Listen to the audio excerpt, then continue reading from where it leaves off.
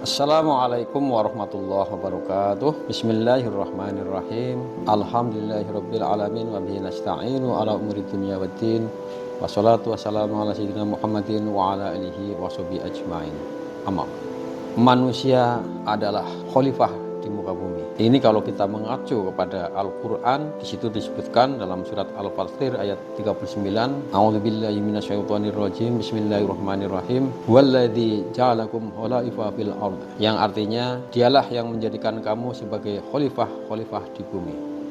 Di dalam tafsir Ibnu Katsir itu dijelaskan bahwa khalifah yang dimaksud pada surat Al-Fatir ayat 39 ini adalah Allah menjadikan manusia sebagai pihak yang bertugas memakmurkan bumi, mengelola bumi, kemudian juga memanfaatkan bumi sehingga bumi ini menjadi berkembang, bumi ini menjadi maju, menjadi kota besar, menjadi sesuatu yang indah, kemudian juga menghasilkan makanan atau alat-alat lain, transportasi dan sebagainya. Itu semuanya juga dari situ. Pesawat dibuat dari besi usulnya juga dari bumi. Nah, tugas ini berlangsung dari generasi ke generasi, dari mulai Nabi Adam sampai kita sekarang, dari kita hingga keturunan kita nanti. Dengan demikian, maka setiap manusia telah diberikan amanah tugas tadi sebagai khalifah oleh Allah yang bagi sesuatu atau pihak yang dipercaya untuk mengelola dan memakmurkan bumi.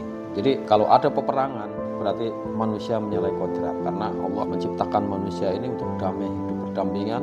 Silahkan dimanfaatkan bumi ini untuk kehidupan, tentunya adalah kehidupan dunia dan kehidupan akhirat. Tetapi yang terjadi kalau kita amati berbeda dengan kenyataan yang di lapangan, sehingga di dalam Al-Quran pun dalam surat Ar-Rum Allah juga berfirman, Bismillahirrahmanirrahim, Dhuharul fasadu bil barri wal bahri bima kasabat aydin nas liyudhiqahum ba'dal ladzi amilu la'allahum yarji'un. Yang artinya bahwa telah terjadi atau telah nampak kerusakan di darat dan di laut yang disebabkan oleh ulah atau perbuatan tangan manusia. Allah menghendaki agar mereka merasakan sebagian dari akibat perbuatan mereka, agar mereka kembali ke jalan yang benar. Jadi kerusakan di bumi, pencemaran lingkungan, ya sekarang terjadi perang, itu juga kerusakan, itu dibuat oleh manusia. Pencemaran udara, laut, darat, air dan sebagainya, itu ulah manusia. Nah, oleh karena itu di sini dalam surat Ar-Rum tadi Allah memberi peringatan agar manusia senantiasa menjaga alam ini dengan baik dan penuh tanggung jawab, jangan malah dirusak. Harusnya justru dimanfaatkan, dikelola. Kalau ada tambang, gunakan dengan baik, jangan dirusak lingkungannya, dimanfaatkan minyaknya untuk transportasi, untuk industri dan sebagainya. Hal ini dilakukan demi terciptanya keseimbangan antara alam dan keberlangsungan hidup manusia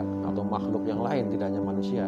Ketika alam rusak, maka ekosistem juga rusak. Ketika tercemar lingkungan, airnya kena limbah industri, ikan pada mati, dikonsumsi tidak bisa, laut dicemari dan sebagainya. Maka manusia sebaiknya tidak seperti itu, harus menjaga kelestarian hidup sehingga ekosistem tercipta. Kalau manusia tidak mau seperti itu, nanti alam rusak, antara lain dengan ditandai oleh pemanasan global, kemudian juga ditandai dengan adanya musim yang tidak teratur. Itu juga ulah dari manusia. Mari kita lihat Rasulullah pernah bersabda, qala Rasulullah sallallahu alaihi wasallam, ma min muslimin yahrisu harsan aw yasra'u syar'an fayakulu minhu tayrun aw insanun aw bahimatu illa kana lahu bihi syadaqatan. Artinya apa? Tidaklah seorang muslim menanam pohon atau menabur benih lalu dimakan burung, dimakan manusia atau hewan, melainkan itu menjadi sedekah baginya. Ini adalah hadis riwayat Bukhari dan Muslim. Jadi kita dianjurkan untuk menanam pohon. Pohon yang rusak justru harus diganti dengan reboisasi, penanaman kembali, sehingga hutan-hutan yang gundul kita tanami lagi agar ekosistem itu jalan. Dengan adanya hutan yang rusak ditanami lagi, maka akan menghasilkan karbon sehingga cuaca menjadi sejuk, jadi enak dan sebagainya. Dan juga menanam itu tidak hanya sekedar menanam, berarti mengolah bumi, mengolah lahan untuk pertanian, perkebunan dan sebagainya. Kalau kita melihat hadis ini, itu manfaatnya banyak. Manusia memakan dengan menanam padi, menanam palawija dan sebagainya. Lalu makhluk lain juga menikmati, burung ikut makan jagung dan sebagainya.